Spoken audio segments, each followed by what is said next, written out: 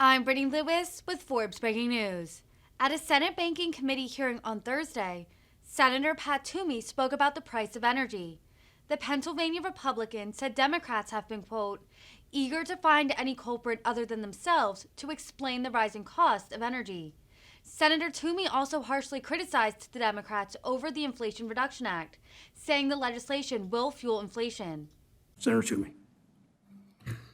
Thank you, Mr. Chairman, and thank you to all of our witnesses here today, especially those who traveled a long way to be with us. I appreciate you taking the time and going through the effort to join us.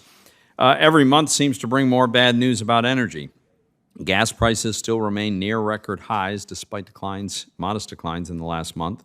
The CPI's energy index was up over 41% over the past year as of June. This includes gasoline, fuel oil, electricity, utilities. Meanwhile, prices are rising across the economy, and paychecks certainly are not keeping up. After adjusting for inflation, wages have declined 5% since President Biden took office.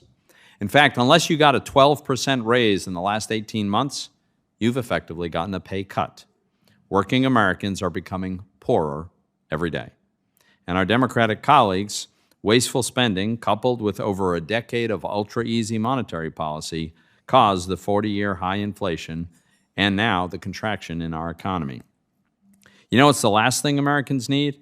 Policies that are explicitly designed to reduce American energy production and therefore make the cost of energy even more expensive under the guise of addressing climate change. But that's exactly what the administration and many of my congressional allies have been doing.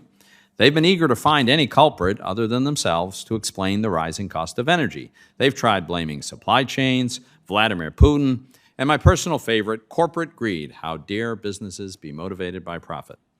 My colleagues on the other side of the aisle really should be doing a little bit of self-reflection. But instead, they're trying to jam through a 700-page tax and spend bill that will throw fuel, presumably of the carbon-neutral kind, on this fire. $385 billion in corporate welfare for politically favored green energy, including $9 billion in generous subsidies for wealthy people to buy Teslas, $1 billion to fund electric garbage trucks and school buses, even though the infrastructure bill provided $5 billion for this purpose, $1.5 billion for state and local government tree planting, even though we sent state and local governments $500 billion in funding over the last 2 years while they were having record high tax revenue collections. Then there's $1 billion to install solar panels in government-assisted housing while we're in the middle of a housing affordability crisis. And how do our Democratic colleagues propose to pay for all these? By raising taxes by $326 billion on employers, with half of that burden falling on U.S. manufacturing companies, all of which will be passed on to workers, shareholders, and consumers in the form of still higher prices. This pay-for will exacerbate a recession that we're very likely already in. The massive tax and spending spree is really just the tip of the iceberg for the Biden administration's costly energy policy. Excuse me. In less than 2 years, they've halted the Keystone XL pipeline, erected onerous regulatory barriers to natural gas pipeline construction, mandated the highest ethanol blending requirement in the history of the renewable fuel standard, issued a moratorium on oil and gas drilling on federal lands and offshore, and nominated for critical federal positions individuals who are openly hostile to the oil and gas industry. In our committee's jurisdiction, the SEC has reached far outside its statutory authority to get in on the action. In March, the SEC proposed a rule that would require all public companies to report every GHG, greenhouse gas emissions, in their entire supply chain and among their customers, even though this data has nothing to do with a company's financial performance and is likely irrelevant to investors. In addition to hijacking the democratic process with its breathtaking scope, the SEC proposal would impose enormous costs on public companies. The SEC itself estimated that the compliance cost, the paperwork burden to these public companies will be an extra $6.4 billion annually for this rule alone. And that amount dwarfs the current annual compliance paperwork burden from all other SEC regulations combined, which is about $3.8 billion. Now, obviously, the cost of the policies I've described so far are quite high. businesses which will shrink, jobs that will be lost, less energy produced. But there are second-order effects as well: higher prices for consumers, failures on the electrical grid, and less economic growth and a lower standard of living. The great irony of all this is that even for their extraordinarily high costs, none of these policies is going to make a dent in slowing climate change. I'm not denying global warming. It's undoubtedly real. What I'm denying is that these policies will have any meaningful effect. Think of this.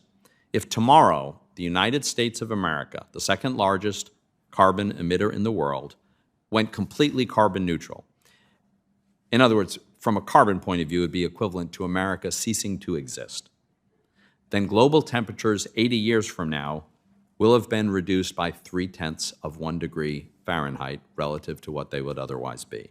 And this is not my analysis. This is according to the UN climate model. So feel free to estimate the impact of a few more rich people buying Teslas. Now, I know my Democratic colleagues sincerely want to reduce greenhouse gas emissions anyway. Well, there's a way we can do that. There's one thing that has made a dramatic reduction in U.S. greenhouse gas emissions already. It's American energy production. Between 2005 and 2019, the U.S. led the world in emission reductions, largely due to transitioning from coal to natural gas. David Butterworth is with us today. He's a business manager for the Pipeliners Local Union 798, representing 6,400 union pipeline workers. He's been a member of the union for 25 years. Mr. Butterworth will testify to the importance of traditional energy for grid reliability, as well as the direct challenges his members face from hostility toward their chosen industry and profession.